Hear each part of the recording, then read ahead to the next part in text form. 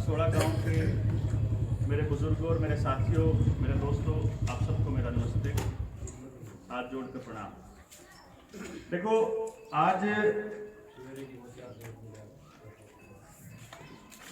आज का जो टाइम है बहुत मैं इसको थोड़ा सा संकट का समय मानता हूँ।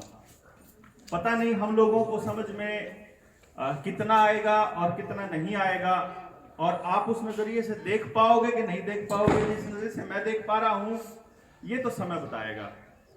लेकिन बड़े बुजुर्ग और मेरे दादाजी कहा करते कि भाई जब बरसात का इंतजाम करना हो, भाई किश्ती बनानी हो, अपने ढूंढ है उनमें माटी मुट्टी बिछानी हो ऊपर छात पे, पहले तो कच्ची छात होया करती, तो वो कहा करते बरसात आने तो पहले करना होया करे इंतजाम। बरसात आए पाछे अगर नाव बनाना चालोगे या उसके बाद अगर इंतजाम करना चालोगे तो फिर कुछ नहीं बनेगा, फिर बात नहीं बनेगी।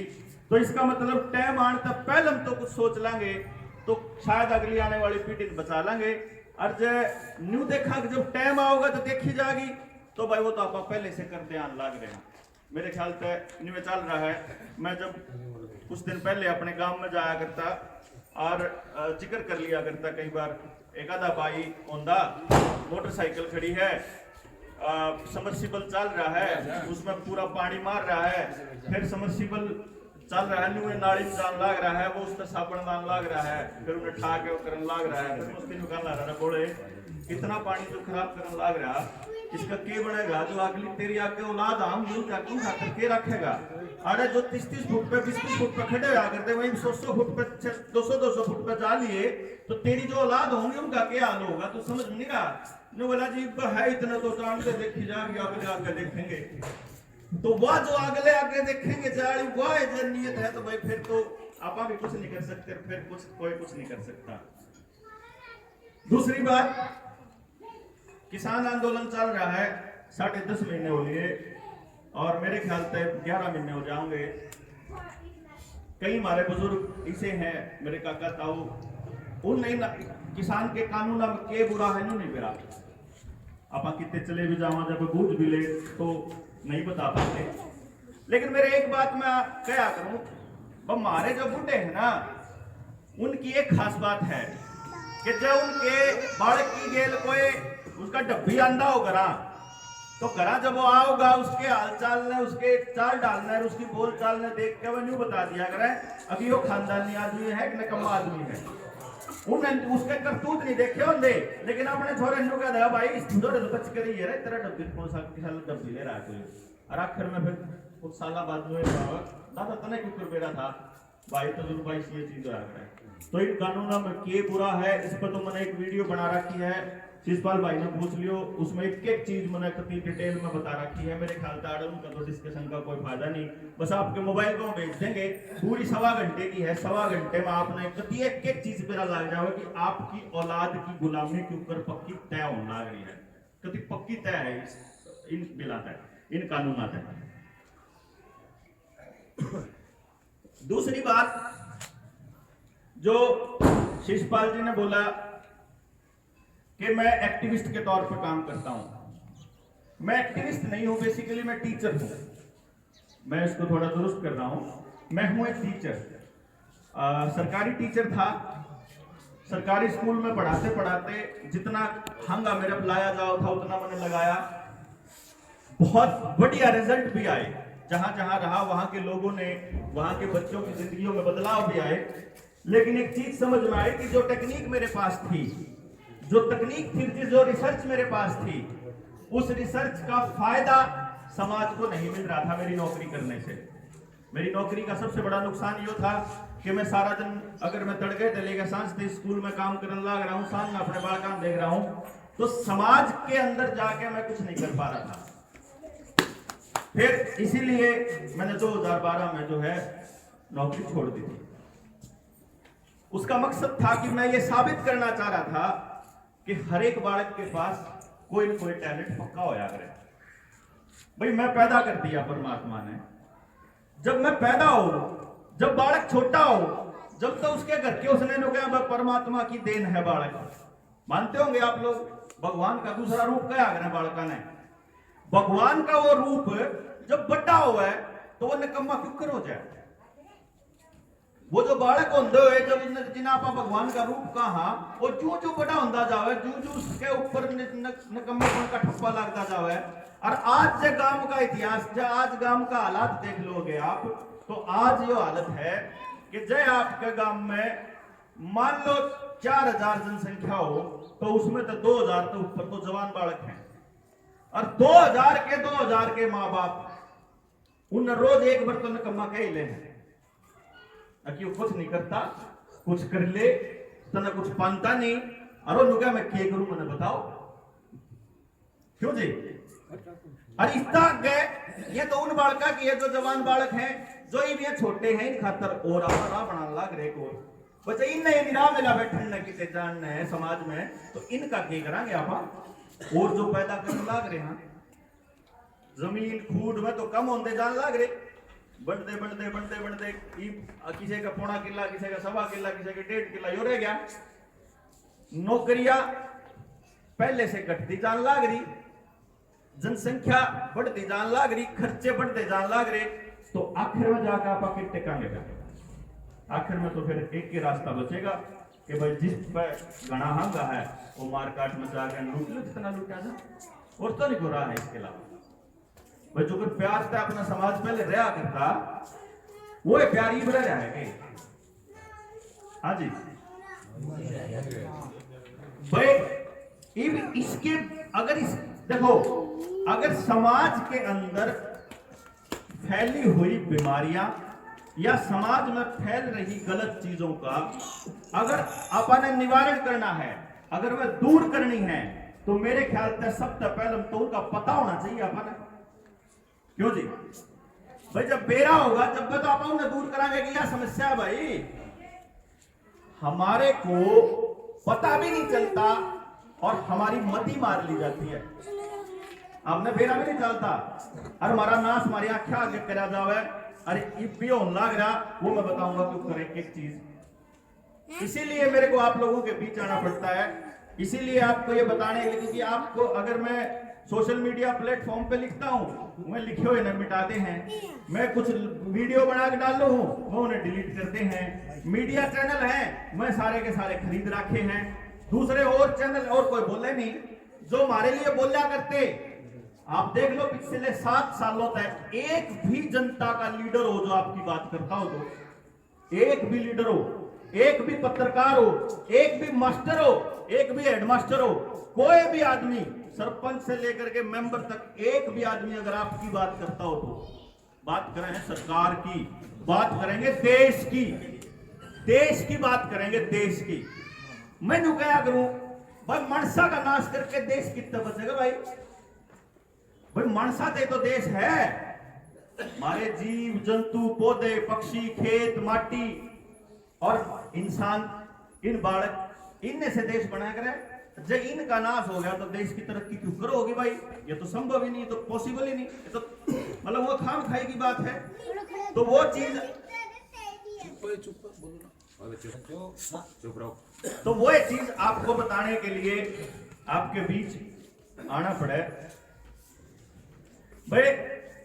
अगर आप 1985 का पहले की बात करो, 85 से पहले महाराज जो बूढ़े थे वो जब खेत क्यार में जाया करते, तो अपने बड़द ने मतलब मैंने अपनी आंखा देखा है कि अपने बड़द के हाथ ला के कहा करते ले भाई राम का नाम। क्यों जी? राम कोई मिल जाओ, राम राम भाई, राम राम भाई, जय राम जी की। यो आया 1985 में टेलीविजन में रामायण आनी शुरू हुई, आपने देखा हो है ना? उस रामायण में ये जो बालक है, जो मेरी उम्र के बालक हैं, ये उस टाइम पे 5वीं 6वीं 7वीं 8वीं 9वीं में पढ़ते होंगे, और उस टाइम पूरे गांव के गांव इकट्ठे हो जाया करते, जिसके भी टीवी टेलीविजन आ करता, वो गांव के गांव इकट्ठे होकर सारा नु देखा करते। और मन ने उस टाइम पे एक चीज देखी थी, एक नारा आया था नया, जय श्री राम का। जय श्री राम के नारे की गिला हम छोटे छोटे बालक बुकी चढ़ के और वो कैंची ले गए सतूत की, और दूसरे तलवार की डाले मारा करते। याद है? नकल करके वह जो जय श्री राम का नारा बाड़ा कितने ही आ लिया, वो आप सारे मेरा लाग लिया भाई। 85 में रामायण आई, फिर 86 तई हुआ चाली, 87 में महाभारत आ गई, 88 तई हुआ चाली, 88 के बाद फिर श्री कृष्ण आया, और 90 में लाल कृष्ण आडवाणी अपनी रथ यात्रा लेकर चाल पड़ा, और 92 में बाबरी मस्जिद दोस्त हुई। और वो नारा था बाबरी मस्जिद ने तोड़ा नारा का एक ही नारा था, जय श्री राम। और वो नारा पहली बार आपने टेलीविजन पर सुना था। मैं उन्हें क्यों गया 85 में, क्यों गया? क्योंकि टेलीविजन के ऊपर बकायदा एक आदमी का नाम लेने लग रहा हूं, बिल गेट्स फाउंडेशन, उससे पहले रॉकफेलर फाउंडेशन और रॉथस्चाइल्ड फाउंडेशन। इन 3 आदमियों का नाम याद रख लोगे तो आपने मेरा लाग जाओगा, आपके बच्चों की जिंदगी अब किन के हाथ में है। उसका बकायदा माइंड कंट्रोल सिस्टम के ऊपर पेटेंट है। पेटेंट समझते हो? जो भी स्क्रीन के अंदर आपने देखा, हाँ, वह चीज अपने माइंड को कंट्रोल करने के काम करती है बकायदा। यानी जो टेलीविजन लाया गया था उसका मकसद था लोगों को वो सूचनाएं देना जिससे वो अपने मन चाहे रास्ते पर ले जाएं। आज अड़े बैठा एक भी बुढ़ा मेरी बात है उसने काटेगा नहीं जब मैं न्यू गए जो टेलीविजन ने बालक खराब करे। क्यों जी? मानना आपा भाई अपने गांव की सभ्यता नहीं थी वह जो टेलीविजन ने दिखाई। हमारे गांव में उस तरीके से हमारा गांव का आदमी उसे डालते ना जी उठा जिस डालते उन्हें जीना सिखाए, चाहे वो बोलने का तरीका हो, चाहे ड्रग्स लेनी सिखाई हो, चाहे पिस्टल चलानी सिखाई हो, चाहे तेज कार चलानी सिखाई हो, चाहे फैशन सिखाया हो, चाहे आधे जिसे कपड़े पार करने उधर डांस करना सिखाया हो, चाहे अपने माँ बाबू आके उल्टा बोलना सिखाया हो, अच्छे में सारी चीजों ये सारी इससे चीज ने तो सिखाई।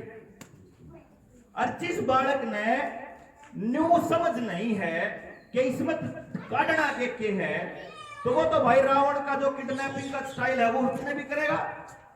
भाई रावण ने किसी की लुगाई ठा ली, वो तो उन्हें भी नहीं सोचेगा मैं ठा लिया करें कोई बात नहीं है। उसके लिए उन्हें थोड़ा बेरा छोटे बालक ने गलत है सही है, वो बड़ा हो गया कितना बड़ा किडनैपर बनाया तो ये थोड़ी पता है। तो टेलीविजन ने अपने को पहले तो माइंड कंट्रोल करना शुरू करा, और फिर इसके बाद आपने जब उन्हें देखा कि वाकई में लोगों के घर में अगर टेलीविजन है तो वो अपना टाइम भी बढ़िया खराब करने लग रहा है, अपनी सोच ने भी खराब करने लग रहा है, वो पढ़ाई से भी दूर होता जाने लग रहा है, वो परिवार से भी दूर हो रहा है, और वो समाज से भी दूर हो रहा है। तो उन ऐसा इंतजाम कर दिया कि जो टेलीविजन में आवे वो एक एक आदमी की गोद में आ जाए, ताकि वो एक चीज जो उन्हें करनी है वो उनका हाथ में हो जावे, चाहे वह घर बैठे हो चाहे ना बैठे हो चाहे कितने भी हो। ये टेक्नोलॉजी जो आज आप इस्तेमाल करने लग रहे हैं 1968 की बनी ओढ़ है। कदे आपने न्यू लगता हो अब ये मोबाइल आज बने हैं, तो ये 1968 के बने ओढ़ हैं। ये टेक्नोलॉजी उस टाइम पे देखे गए हैं। ये टेक्नोलॉजी 2012 से पहले की जो बड़ी जो स्टार वार जैसी वो हैं सीरीज हैं, उससे पहले वाली मतलब ये यूज होते इस्तेमाल करे हुए देखे जावे हैं, लेकिन आप तक वह चीज पहुंचे बोले। अब एक तरफ तो हमारे बालक जो है वर्ड लगा दिए माइंड कंट्रोल वाले अपने सिस्टम और अपने गेम की तरफ, दूसरा रास्ता खेला था ना 1971 में। 1971 में आपको याद हो हरित क्रांति की दूसरी वेव आई थी। हरित क्रांति बहुत हरित क्रांति के नाम पे हम लोगों को बीज दिए गए थे नए उन्नत बीज कह के, और हमें ये कहा गया था कि जो आपके परंपरागत बीज हैं पुराने वाले वो बोओगे तो यो रेट आओगा, ये बोओगे और या खाद डालोगे और ये फर्टिलाइजर डालोगे तो इसका रेट यो मिलेगा।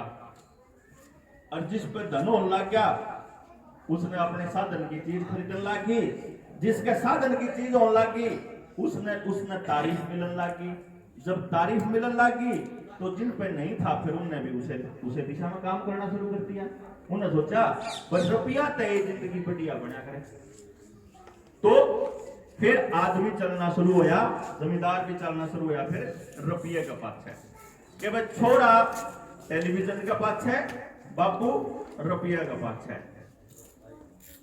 अब इन दोनों को अलग अलग कैसे करा जाए, समाज से समाज को कैसे तोड़ा जाए। उस दौर के समाज के बात करो 80 के 90 के दशक की, उस समाज के अंदर आपा मेरे ख्याल से सारा का सारा गांव आपस में रड़ मिट के खा लिया करता। हमारे डांगर भी खा लिया करे थे, आम भी छक लिया करे थे, और फिर भी को करा कोई गेस्ट आ गया, कोई और भंडारा हो गया, कोई किसी का मेरे ख्याल कमी नहीं पड़ी थी। ना कोई दुखी था, ना कोई ऐसा माड़ा हालत था देश का, ना समाज बटा हुआ था। कोई आदमी, कोई बालक कोई गलती कर दिया करता तो गांव के आदमी, पंचायती लोग बैठ के फैसला कर दिया करते, भाई इस बालक ने गलती कर दी, या गलती बाकी बालक ना करें तो इसका एग्जाम्पल सेट होना चाहिए। तो धीरे धीरे हम लोगों को उधर से पैसे के साथ जोड़ करके इधर से हमारा चालू कर दिया पेस्टिसाइड का बिजनेस। आपको एक बात, आपने ये नाम सुना है, किस किसने सुना है रॉकफेलर का नाम? आपने भी पे सुना जी? आपने भी पे सुना है? इसे दौरान में मैं आपको एक चीज बताता हूं, या चीज अपने दिमाग में इसलिए जरूरी है बताना ये, ताकि ये तस्वीर समझ में आवे। जो आज आपके शरीर में जो टीका जान लग रहा है, इसके जरिए आपके शरीर में के जान लग रहा है, इस बात का पता तभी चलेगा जब आपको इन तीनों फैमिलीज का, जो मैंने 3 फैमिली बोली है, ये तो 3 मैंने मोटी मोटी बताई हैं, पूरी बात बताने खातर तो 5-7 घंटे चाहिए, वो मार दौरे नहीं है, समझे नहीं?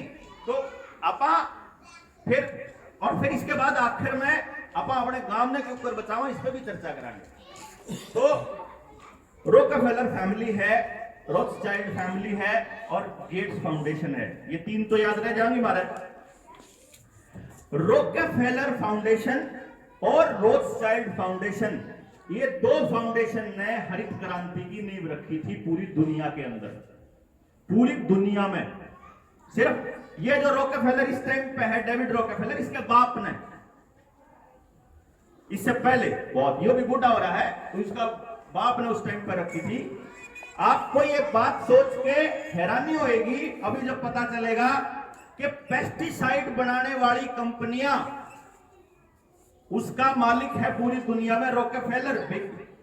और जितनी भी दवाइयां आपा ने खाई हैं हरित क्रांति के बाद, उन दवाइयों ने बनाने वाला बिग फार्मा भी रॉकफेलर। यानी कि जो पेस्टिसाइड देने लग रहे हैं, उसके भी रुपये उससे देने लग रहे हैं, और उन पेस्टिसाइड की वजह से जो हमारे बीमारी हुए हैं, हार्ट अटैक, बीपी, जो ये ब्लड प्रेशर के साथ साथ शुगर, जो ब्रेन हेमरेज, और जो यहाँ ऑन लगी है हमारे बीमारियां, जो पहले कदे भी नहीं थी काम के आदमी के। हमारे तो कान में दर्द हो जाया करता, तो हमारी माँ फेंकाओ करके दूध डाल दिया तड़के थी, ठीक हो जाया करते हैं। सरसों का तेल गर्म करके डाल दिया करते, 1 बूंद, उसमें ठीक हो जाया करते हम तो। लेकिन जब हर बात के बाद जब एक बात आने लगी कि ज्यादा अगर आपको तकलीफ, मतलब थोड़ी सी भी कुछ भी होंगे, डॉक्टर को दिखाएं, डॉक्टर के पास जाएं। बड़े डॉक्टर तो जाओ आप शहर में, सारे गए होंगे जरूर, खुद गए होंगे, नहीं किसी ने लेके गए होंगे। डॉक्टर का तरीका बताऊं मैं आपने, आप जाओगे डॉक्टर की कहोगे, डॉक्टर साहब मेरे न्यू करके यहाँ ये समस्या है। पहले नंबर पे तो ज्यादा चांस है कि वो आपके लिए घने सारे टेस्ट लिख देगा। टेस्ट नहीं लिखेगा, या टेस्ट ले भी आओगे आप, रिपोर्ट भी ले आओगे, तो अगला नंबर पे क्या होगा, वो आपने क्या कहेगा, बोले ये दवाई खा के देख, 3-4 दिन खा के देख, और जरा आराम हो फिर बताइए, नहीं तो फिर आ जाए। यानी वो ड्रग पुशर का काम करने लग रहा है। ड्रग पुशर यानी आंधे के साथ दवाई के ऊपर निर्भर करने लग रहा है आपने। और उन दवाइयों का मालिक कौन? वो रॉकफेलर। इस रॉकफेलर का संबंध आपको इस टीके से भी जोड़ कर दिखाऊंगा, इन खेती के कानूनों से भी जोड़ के सिखाऊंगा, और इसका एक तीसरा पार्टनर है बिल गेट्स। हरित क्रांति इसलिए जरूरी है जिक्र करना कि आज जो खेती के कानून है ये हरित क्रांति की ही बदौलत लागू हो रहे हैं। उन लोगों ने क्या किया, 2006 में जिस वक्त यूपीए की सरकार थी, सोनिया गांधी प्रेसिडेंट थी, मनमोहन सिंह प्रधानमंत्री हुआ करते, उस टाइम पे अपने देश के अंदर एक गैर कानूनी संस्था लेके आए जिसका नाम था PHFI, public health foundation of India. PHFI का काम था देश के अंदर PPP मॉडल लाना, public private partnership. Public private partnership का मतलब है कि भाई सरकारी तंत्रों के अंदर प्राइवेट आदमी बिठाने हैं कि वह आदमी बताओगे कि सरकार ने करना क्या है। यानी सरकार के अंदर प्राइवेट कंपनियों के आदमी घुसाने का गैर कानूनी तरीका था PPP और PHFI। और उसका नतीजा ये निकला कि आज के टाइम पे चाहे आपके इलेक्शन हो, चाहे आपका पढ़ाई हो, दोनों चीजें इतनी महंगी हो चुकी हैं कि सिर्फ वो बड़े कॉर्पोरेट ही संभाल सकते हैं।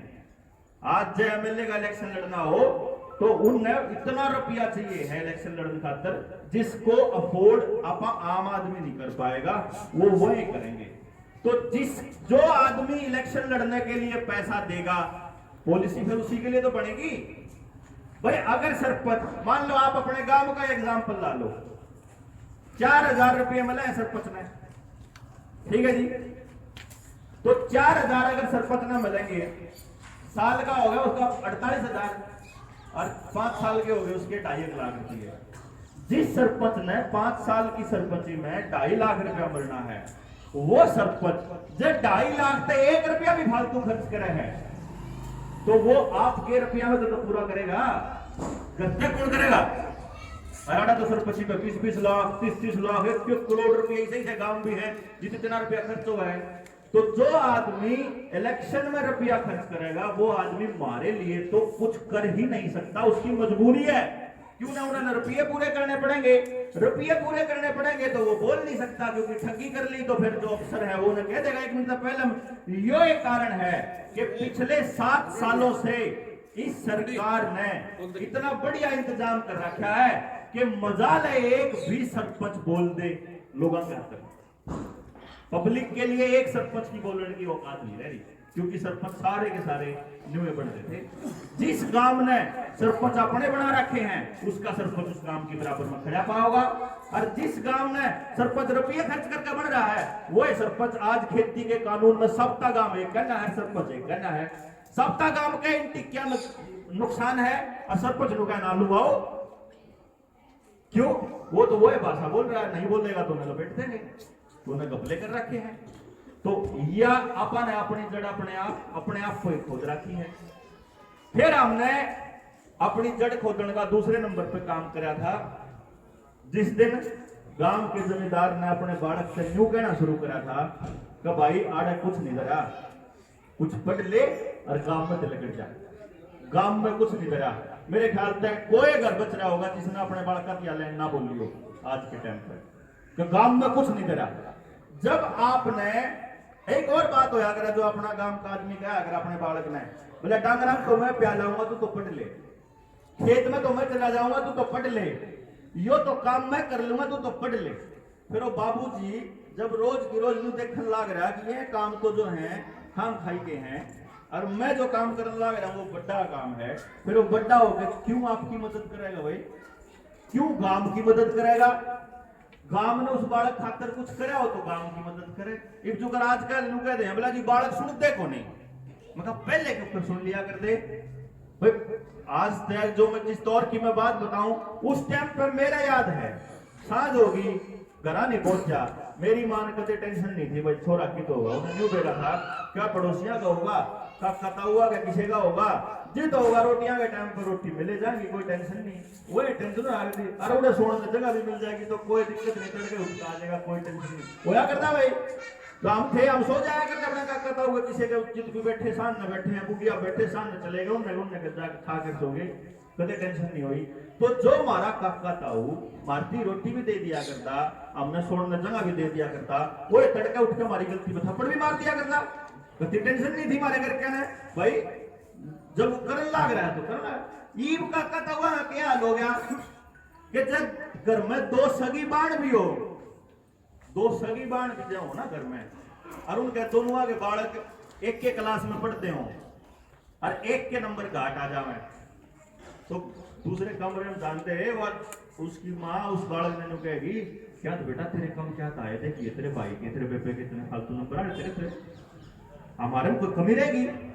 मतलब वो ज्यादा नंबर लेने वाले बालक ने बढ़िया मानना शुरू कर दिया और कम नंबर लेने वाले ने कमजोर कहना शुरू कर दिया। और फिर कह दिया तो भाई इस देश में या इस धरती पर या दुनिया में सारा गुजारा नहीं होगा कम नंबरा में। नंबरा के ऊपर जिंदगी आधारित बना दी। इव एक कॉमन सेंस की बात है, कति सीधी दिखती बात। मैंने एक बात बता दो, 40 बालक हैं एक क्लास में, 40 बालक हैं, 40 के 40 जब मान लो 100 मत 100 नंबर ले ले, जो ब्लेड भी लाग रहे आजकल, फिर मार तो इंतजाम है उन बच्चा का, बताओ जी। हाँ जी, तो फिर इन नंबरों का आप करेंगे कि ये नंबर जब एक अपने घर में सगे बाण भाई में भी लड़ाई बजा सके हैं, जब ये नंबर झगड़ा करवा सके हैं आपस में बालकों का, तो ये नंबर पूरे समाज का क्या हाल कर रहे होंगे, कुकर तोड़ रहे होंगे, आपने अंदाजा है इस बात का। और ये खेल किसने चालू करा? उन लोगों ने। होना क्या चाहिए था? होना ये चाहिए था कि भाई स्कूल में बालक बढ़ते ही मास्टर ने बेरा हो कि इस बालक पे यो टैलेंट है, इसमें यो हुनर है, इसके हुनर ने काम के स्कूल में तो तराश लेंगे भाई, और इसने इस हुनर के रुपये के ऊपर कमाने इससे यो भी बता देंगे भाई, जिंदगी में खुश भी रहे और हर एक बालक ने अपने अपने टैलेंट के हिसाब से जीने का मौका भी मिल जाए और उसने अपनी जिंदगी काटने का मौका भी मिल जाए। लेकिन हो क्या रहा कि सारे के सारे माँ बाप, सारे के सारे मास्टर, सारे के सारे बड़का पे एक के जोर ला रहे हैं, नंबर लाओ नंबर लाओ नंबर लाओ, पढ़ लो पढ़ लो पढ़ लो, कंपटीशन दो कंपटीशन दो कंपटीशन दो। भाई जब 20 लाख फार्म भर दिए और मैं चपड़ासी वाला पेपर सब तक बड़ी भर्ती अपने हरियाणा में हुई थी, 18,000 भर्ती चपड़ासी लाए थे 18,000। उन खातर फार्म आए थे 22 लाख, 22 लाख फार्म आए थे। भाई मैंने नहीं बता दो जब सारे बड़का के कति फुल बेटा फुल नंबर आ जाए, जब 18,000 तो फालतू बड़क लाग सकेंगे? नहीं लाग सकते। जब 18 के 18,000 जर्नल के लाग जा तो सारे जर्नल के लाग जाएंगे। जब 18 के 18 रिजर्वेशन वाले लाग जा तो रिजर्वेशन वाले लाग जाएंगे सारे, वे भी नहीं लागे। इसका मतलब क्या होया कि रिजर्वेशन ये भी एक प्रोपेगेंडा है समाज को तोड़ने का। क्यों जी? ये नंबर और यो कंपटीशन यो भी प्रोपेगेंडा है समाज को तोड़ने का। अगर ये ना हो तो आपस में एक बालक दूसरे बालक तक कदे नहीं खिंचाए, एक माँ बाप कदे नहीं सोचे कि मेरा बालक आगे लगना चाहिए।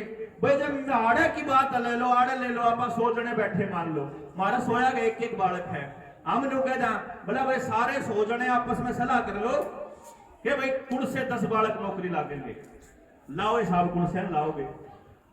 हाँ जी कर लोगे, नतीजा काट लेकर जाओ। हर एक आदमी ने सोचा कि मेरा लगना चाहिए, चाहे इसका तो पड़ोसी का कुछ हो जाओ। और तू मेरा 100 में चाहे 10 लगने तो 90 तो रहने हैं। वो 90 के 90 नु कहेंगे कि हमारा बालक खो दिया, इन रात 12 का बंद कर दे, यो ना होगा तो मारा लगेगा।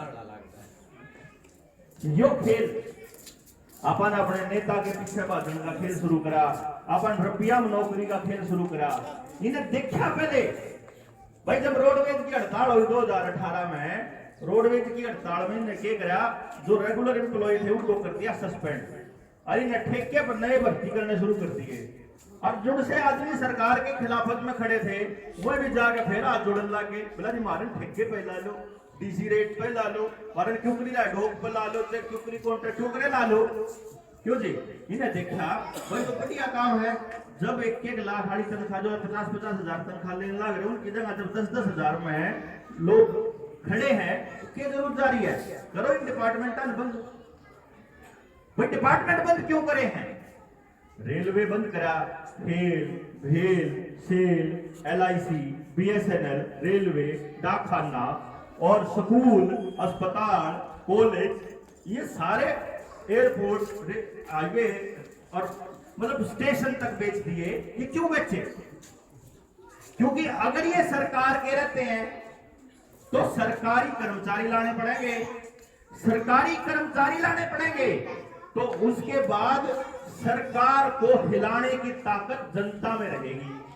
रेलवे की एक दिन की हड़ताल सांस उखाड़ दिया करती सरकार की, मास्टरों की एक दिन की हड़ताल सांस उखाड़ दिया करती, डाकखाना एक दिन बंद हो जाओ, रोडवेज एक दिन बंद हो जाओ, सार भीड़ आ जाया करती सरकार के। इन बड़े शातिराना तरीके से वह जो ताकत लोगों के पास थी वह ताकत खत्म करने के लिए इन्होंने सिस्टम खत्म करा। लोगों को लगता है कि सुविधा बढ़िया देने के लिए कर रहे हैं, लोग न्यू लागे बोला बढ़िया है, सरकारी बैंक में तो कोई नहीं करता, प्राइवेट में थोड़ा सा जाकर चमकदार सा है, नमस्ते बढ़िया डाल करते हैं, पानी मंगाते हैं, एक चाय का गिलास मंगाते हैं, इतने में आप हो जा थोड़ा सुविधा बढ़िया मिला है। वो क्यों कर लुटन लाग रहे हैं वो नहीं दिखाई देता हमारे को। उसकी वजह से हमारी ताकत कैसे बड़े कॉर्पोरेट कंपनियों के हाथ में जान लाग रही वो नजर नहीं आ रही हमारे को। भाई न्यू बेरा है, भाई कह तो सरकार ने न्यू बेरा हो कि इस देश में तो इतने आदमी तो कति खत्म होने वाले हैं, कति मरेंगे पक्का, जब तो डिपार्टमेंट बंद करेगा। भाई अपने स्कूल आपने बेरा है, आपके स्कूल के खाते जीरो लिए हैं, किसी ने बेरा है, किसी ने भी बेरा ना, क्योंकि जिनमें थोड़ी बहुत समझ है उन्हें तो अपने बालक स्कूल में तो देंगे। मतलब आप सोच रहे हो भाई जब वो आदमी आड़त है न्यू सोचा है किसी ने घर जब बाजना हो करता तो ये तो अपना इंतजाम सारे हिसाब किताब जीरो करने की सोचेगा।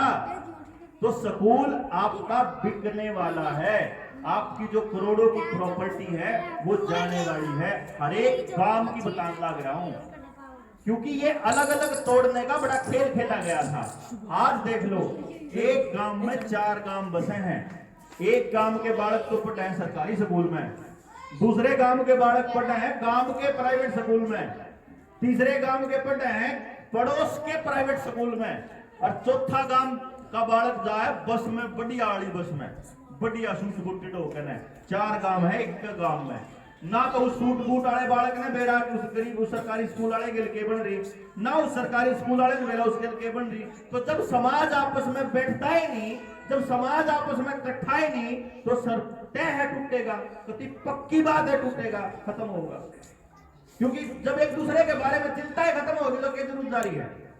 ये हमारा जो यूथ है, गांव का बालक IAS बन जा, गांव का बालक SP बन जा, गांव का बालक कितने बड़ी पोस्ट पे चला जा, और गांव में कदे मुड़ के नहीं आता हो, आवे कदे कुछ नहीं करता गांव खाते, कोई एक आधा बिरला होगा तो बात न्यारी है।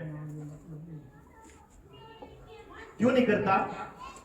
क्योंकि गांव ने बड़का खतर करना बंद कर दिया।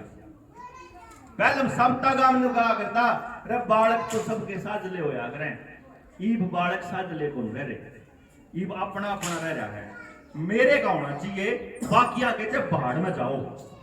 ईब तो यह काम हो रहा है, और यही कारण है कि जब अपने बालक ने पढ़ाने खातर उसका बापू रुपये खर्च करे, उसका बापू ले जान करे, उसका बापू सारे काम करने लग रहा, अपनी धरती से गिरवी रखो, चाहे कर्जा लो, चाहे कुछ करो, उसका बापू करने लग रहा, तो फिर गांव का क्यों करेगा वो बालक? जब सबका गांव को मिलकर उस बालक खातर करता हो तो बालक देखने लग रहा हो, बड़ा होंदा देखा भाई सबसे गांव ने कर रखा तो मैं गांव की लिहाज करूंगा, फिर वो गांव की लिहाज क्यों करेगा? गांव ने कुछ करे नहीं। और फिर आगे आपा उसे पा जा पेस्टिसाइड कंपनी पे दोबारा से ये चीजें आपस में एक दूसरे के साथ जुड़ेंगी, क्योंकि आज भी आपा मतलब आज मेरी एगो भाई बताओ था बोला जी फलाना और था वो भी आओ था, और उनका बोला ना मैं यूं तो बीजेपी के खिलाफ बोला जाता है, सरकार के खिलाफ बोला जाता है। मतलब आप बात करने लग रहे गांव की, आप बात करने लग रहे टिक्के की वजह से जो बर्बादी होने लग रही है, वो मेरे बालक की होने लग रही तो आपके भी होने लग रही, तो बीजेपी वाला उसके भी तो होने लग रही, वो जो नुकसान है वो तो उसके बांडम भी आने लग रहा है। वो बता रखा है बस किसी और लालच में, मतलब उनके बारे में आप क्या भाई ये तो इसे काम हो रहा है इनका बीजेपी का, तो अगर भाई नन्नू ला के कितने आगे आने वाले टाइम में बड़ाई मिलेगी उस चक्कर में इनको ऊपर खान लग रहे हैं, इनका तो इतना बड़ा काम होने लग रहा है। गांव का नाश करने में मतलब आगे खड़े हैं बड़े बड़े, अपने बड़का का सत्यानाश करने खड़े हैं। कोई भी हो चाहे मेरे भी घर का कोई आदमी क्यों ना हो, जो आज के टाइम पे जो बीजेपी में जो आज भी बैठा है ना, उसका सत्यानाशी आदमी नहीं मान सकता मैं किसी ने गांव का। और हमने जो गया, हालांकि मारे इस बात का फर्क नहीं पड़ता कि वो मतलब किस पार्टी में था, लेकिन मैंने न्यू जरूर बेरा है जो आज बीजेपी में बैठा है ना, वो थोड़े दिन पहले कांग्रेस में भी बैठा करता, वो उनको जाया करता, वो हर एक पॉलिटिकल पार्टी वाले के साथ उसके संबंध पाएंगे। सिर्फ हम हैं जो इस चक्कर में बड़े रह जहां की कुर्सी पार्टीदार को जो उनका कोई फर्क ना पड़ता कि मैं किस पार्टी के हैं, वह सारे मिल बांट के खावे हैं, मर रहे तो आम आदमी मर रहे।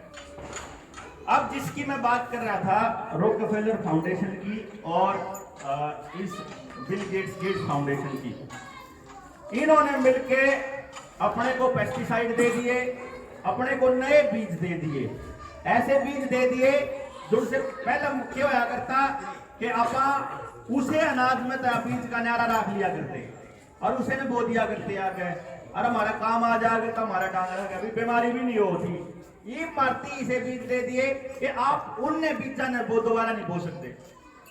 जब पहले 40 मन हुए हैं तो अगली बार उन्हें बीजा ने बो दो तो 5 मन बिना लगता, क्यों जी? जीएमओ जिनको बोलते हैं, जेनेटिकली मॉडिफाइड ऑर्गेनिज्म, जो जीएम सीड बोलते हैं इनको, मॉडिफाइड सीड, ये बीज अब ऐसे बीज हैं जिनको हम बांझ बीज बोलते हैं। भाई बीमारी भी आ गई और बीज भी आ गया, अस्पताल भी खुल गए, उनका तो पूरा नेटवर्क हो गया तैयार।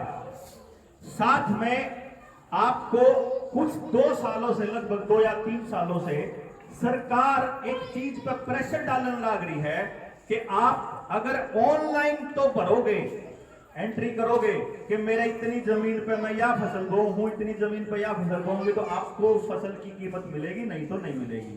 क्यों जैसा हो रहा है? ऑनलाइन रजिस्ट्रेशन कराओ। ये ऑनलाइन रजिस्ट्रेशन किस लिए था आपको मालूम है इस बात का? आम आदमी को यह बात समझने में पता नहीं कितना टाइम लगेगा, लेकिन मेरा बोलना बहुत जरूरी है। एक वर्ड होता है डेटा, जानकारी। पहले नु क्या करते कि जिसके हाथ में तेल आ गया, तेल मतलब पेट्रोल, डीजल, पेट्रोलियम, वो राज करेगा दुनिया पे। इसीलिए अमेरिका ने इन मुस्लिम कंट्रियों के ऊपर, अरब कंट्रियों के ऊपर अटैक करे, इराक के ऊपर अटैक, उसे चीज का परिणाम था। कदम सोचते हो सद्दाम हुसैन जो था वो मारना था, वो तो बदनाम करना था। आज के टाइम में जो भी समाज के लिए बोलेगा वो आदमी आखिर में बदनाम हो गया, उसको आतंकवादी, देशद्रोही घोषित करके वो फांसी टंगेगा। भगत सिंह आज भी आतंकी है कागचा में, अगर आपने ना बेरा हो तो। आज भी, उस टाइम पे भी वो आतंकी था, आज भी उसको आप बेच सकते हो ना, भगत सिंह ने शहीद गंदे हो, लेकिन वो कागजा में आतंकवादी है। तो क्या होता है? CGIAR, जो हमारे जवान बालक हैं इनके लिए बोल रहा हूं, इसने एक 2019 में एक सम्मेलन करा था जिसके अंदर डाटा इकट्ठा करा गया था। एक बालक जो कंप्यूटर पर एप्लीकेशन तैयार करा है, उस एप्लीकेशन ने तैयार करने का $1 लाख मिलना था इनाम का, जिसने सबसे बढ़िया बनाई थी। आपको मैं बताऊं, 5 बालका ने बढ़िया तैयार करी थी, 5 कंपनियां ने वो एप्लीकेशन। उस एप्लीकेशन का मकसद था जो जमीन का डाटा है, जो फसला का डाटा है, जो गांव के जमींदार का डाटा है, वो इकट्ठा करना। उसको बिग डाटा इन एग्रीकल्चर बोलते हैं, खेती में बिग डाटा, कि अपनी कौन सी जमीन है, कितनी जमीन पर कौन सी खेती हुआ है, कितना बीज उसमें डला है, कितना फर्टिलाइजर, कितनी खाद, किस टाइम पे बोई जावे, किस टाइम पे काटी जावे, कितना पानी, और ये सारी की सारी जानकारी इकट्ठी करें अगर एक जगह पे, तो आने वाले टाइम में अगर खेती आने वाले टाइम के अंदर अगर कंप्यूटर से करी जाए तो। ब्लू रिवर टेक्नोलॉजी किस किसने सुन रखा है? ब्लू रिवर टेक्नोलॉजी, ये ड्यूटी है गांव के नौजवान लड़का की। आपसे बतावें कि जो खेत चल रहा है, जो और भी सुनते हो वह भी भाई, जिस गांव के बालक सुनते हो, मान लो कल नया वीडियो अपलोड करके हमें डिलीट ना करें तो। ब्लू रिवर टेक्नोलॉजी एक ऐसी टेक्नोलॉजी है जो बनाई है जॉन डीरे ने। जॉन डीरे का नाम सुना होगा, ये तो अपने घर में पढ़ लिया, गांव में भी आ लिया। जॉन डीरे ने बनाई है। ब्लू रिवर टेक्नोलॉजी है फार्मिंग विदाउट फार्मर्स, किसान के बिना खेती। ऐसी टेक्नोलॉजी है कि अगर आपने टमाटर ला रखे हैं तो वो अपना ड्रोन होया करे ना, जो वीडियो बनाना चाला कर ऊपर का चाला कर है, वैसे वैसे ड्रोन है, आर्टिफिशियल इंटेलिजेंस बोलते हैं उसको। वो जाओगा, वो जाके न्यूज पे वो मारेगा, देखेगा ऊपर कौन रहा है, इन्हें छोड़ देगा, फिर अगले टमाटर का मारेगा, वो पक रहा है उन्हें उठा के और उस डब्बे में गिरा होगा, फिर दूसरा पक रहा है उन्हें उठा के अपने आप डब्बे में तोड़ के उन्हें गिरा होगा, जो कच्चा उन्हें छोड़ता रहेगा अपने आप निशान लाके। और जब वो करेट पूरी भर जाओगी तो बड़ा ड्रोन आके उस करेट ने उठा के सीधा ट्रक में लोड कर देगा। ना किसी की जमींदार की जरूरत है, ना किसी आदमी की जरूरत है, अपने आप चलेगा। खेती बोने से लेकर के काटने तक का काम ऑटोमेटिक चलता है। इसका नाम ब्लू रिवर टेक्नोलॉजी है।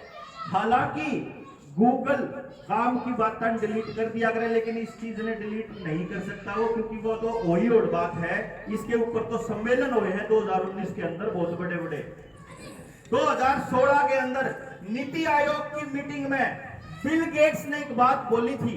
2016 के अंदर बिल गेट्स ने एक बात बोली थी कि 2022 तक हम भारत के किसानों की आमदनी डबल कर देंगे।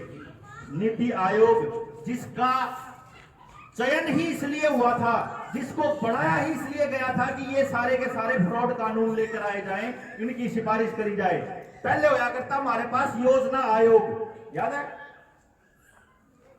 प्लानिंग कमीशन होया करता। अपने देश के अंदर कहां किस किसान को, किस खेत को, किस गांव को, किस जगह पे किस आबादी को क्या चाहिए, इसका सर्वे करा करता प्लानिंग कमीशन। वो अपनी रिपोर्ट दिया करता सरकार को, और सरकार दिया करती फिर आगे उसके ऊपर के कितना बजट है इस काम के लिए, आके चलो भाई ऐसे करेंगे।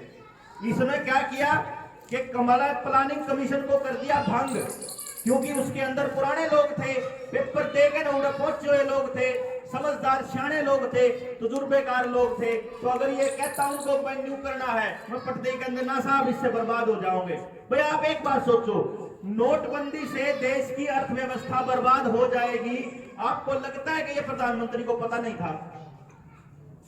हाँ जी भाई, दो बात है, क्या तो उन्हें बेरा कौन था, क्या उन्हें बेरा था? जब उन्हें बेरा नहीं था तो ऐसा गधा आदमी प्रधानमंत्री क्यों बना? जब उन्हें इतना ही नहीं बेरा कि इस स्टेप तक क्या होगा, और जब उन्हें बेरा था इसका मतलब जान के बर्बाद करा। क्यों जी? यो एक काम की स्थिति है भाई, जब उसने बेरा नहीं था कि यह चीज खराब होगी तो फिर इतना मूर्ख आदमी वहां बैठने लायक नहीं है। और अगर उसको पता था तो फिर वो निकम्मा है, फिर वो इतना गंदा आदमी है कि उसको फिर भी बैठने का वहां हक नहीं था। लेकिन उसने जीएसटी लाके, उसने नए नए कानून लाके, नई नई बात ला करके अपने देश के अंदर जानबूझ के भारत की अर्थव्यवस्था को खत्म किया। नीति आयोग को लाने का मकसद था कि सरकार के बताए हुए किसी भी आदेश के ऊपर आंख बंद करके, भरोसा करके और उसको इंप्लीमेंट कर दे, उसको योजना को लागू कर दे, ये मतलब उसका फरमान जारी कर दे।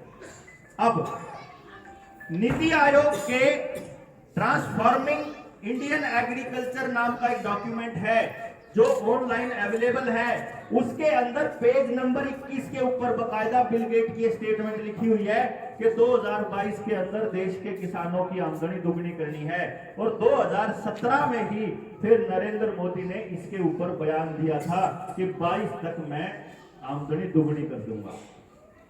अब कैसे करेगा? ऐसा कोई तरीका नहीं था, एक ही तरीका था, ब्लू रिवर टेक्नोलॉजी। उसी के अंदर, उसी मीटिंग के अंदर, उसी नीति आयोग की मीटिंग के अंदर बिल गेट ने ये कहा था कि भाई आने वाले टाइम के अंदर खेती बिना किसानों के होगी। आने वाले टाइम के अंदर आपको जीएमओज का सहारा लेना पड़ेगा कि खेती में अपने पुराने बीज इस्तेमाल करने बंद करके नए बीज ही इस्तेमाल करो। और आपको शायद इस बात का पता भी नहीं होगा कि आज के टाइम में बिल गेट्स के पास 9,30,000 से भी ज्यादा बीज पेटेंट हुए पड़े हैं। यानी दुनिया के अंदर जितने भी बीज हैं, लगभग जो ऑर्गेनिक बीज होया करते, उनके ऊपर एकमात्र अधिकार जताया बैठा है बिल गेट्स कि ये मेरे मर्जी के बिना कोई आदमी न बोल नहीं सकता। समझ गए आप भाई? एक तरफ तो खेती के अंदर वो जीएमओ आ गए, दूसरी तरफ उनको पेटेंट करा लिया, उनका मालिक भी बन गया है जी।